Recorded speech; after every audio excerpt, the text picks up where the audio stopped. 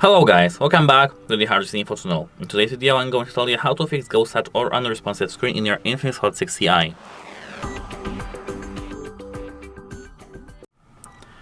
So actually here in this device we don't have any software tricks to fix this.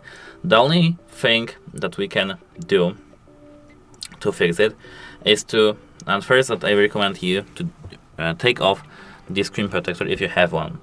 If you do have the screen protector, just take it off.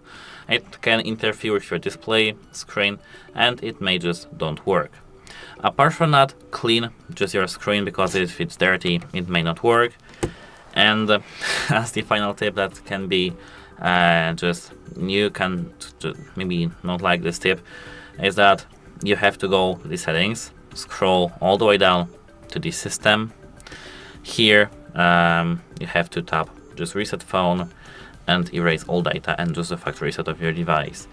Then after the factory reset you have to install the latest software update for your device, and everything should be done. This is a last resort, of course. If you don't want to do it, just give your phone to the authorized service, but I'm afraid that they will do the same. And that's it. Hope it helps you, and goodbye.